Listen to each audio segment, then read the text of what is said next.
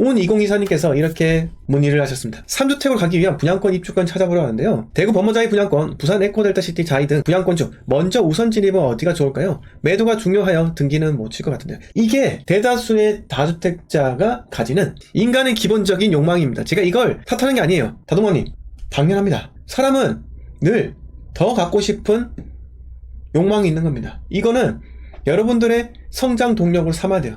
저도 마찬가지입니다. 등기병, 지금은 등기병이 치료되었죠. 왜? 등기병은 다 익절하면 없어져요. 익절을 하지 못하고 사이버머니로 들고 있다면은 등기병에서 영원히 벗어날 수가 없는 거예요. 적당할 때 익절, 적당할 때 매수, 매도, 이런 것을 늘 생각을 하셔야 된다는 겁니다.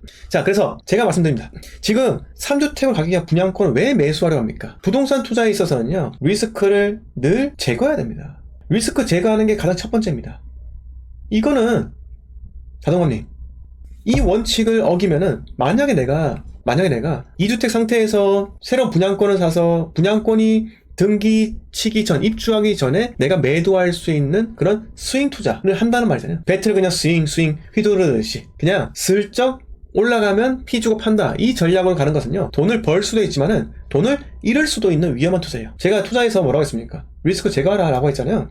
무조건적으로 부동산은요, 잃지 않은 투자가 기본입니다. 그리고 투자에 있어서 내가 이 투자를 지속적으로 할 수 있냐, 가장 중요하다고요. 자, 투자의 건수가 우리 인생에서 적잖아요. 부동산 같은 경우는. 왜요? 왜 적어요? 금액대가 워낙 크다 보니까, 그리고 사이클이 한번 보유하면 2년은 보유해야 되기 때문에 매도하는 그런 시기들이 다 맞물려 있기 때문에 내 일생에서 부동산을 사고 파는 것은 횟수는 주식보다 훨씬 더 적습니다. 그거는 우리가 인정을 하자고요. 그러면 한번 물리잖아요. 물리면 다음 투자를 놓치게 됩니다. 다음 진입을 놓치게 될 수밖에 없는 겁니다. 이거는 매우 중요한 부동산 투자에 대한 철학이에요. 대한민국 부동산 방송들 보면은 보통 이런 거 이야기 안 해요. 근데 제가 그 사람들의 방송 대상을 보면은 그냥 한 채를 더 살려고 하는 사람들, 아니면 이미 한 채를 갖고 있는 사람들에 대해서 전망을 이야기하는 거라고요. 네, 저는 그 사람들의 대상과는 명확히 차등이 있습니다. 어떤 차별이 있습니까?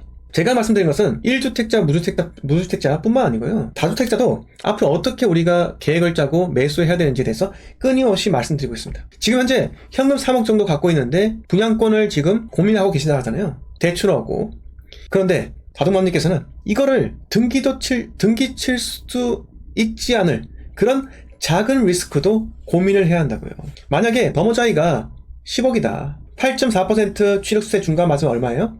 8,400만 원입니다. 아무리 분양권을 좋은 걸 갖고 있다라고 하더라도 명의계약 당시에 보유하고 있는 주택수에 따라서 그 분양권이 등기될 때 취득세 산정이 된다고 하잖아요. 취득세율이 명의계약 당시에 결정돼요. 그럼 어떻게 되겠습니까? 8,400만 원 낼 자신 있어요? 없잖아요. 취득세가 필요경비로 공제된다고 하던데요? 맞아요. 양도세 할 때 필요경비로 제외됩니다. 하지만 8,400만 원 벌어야지 제하는 거예요. 그 아무리 이익이 있어봤자 뭔 상관입니까? 세금을 8,400만 원 냈는데요. 그래서 분양권 하지 마세요. 분양권 하지 마시고 제가 말씀드리는 부분은요, 바로 뭘까요? 재개발, 재건축, 입주권 하세요. 다동맘님. 자, 혹시 이거 추천해 주시면 안 돼요? 라고 할 수도 있어요. 네. 근데 그거는 제가 공개방송, 멤버십 방송에서도 솔직히 어려운 부분입니다. 혹시나 이번에 3월 10일에 제가 대구에서 강의하는데요. 네. 근데 소수로 합니다. 그때 가서 물어보시면 제가 추천은 해드리겠습니다. 자, 현재 상계주공 5단지를 보유하고 계신데 상계주공 5단지 때문에 지금 머리가 좀 많이 아프실 겁니다.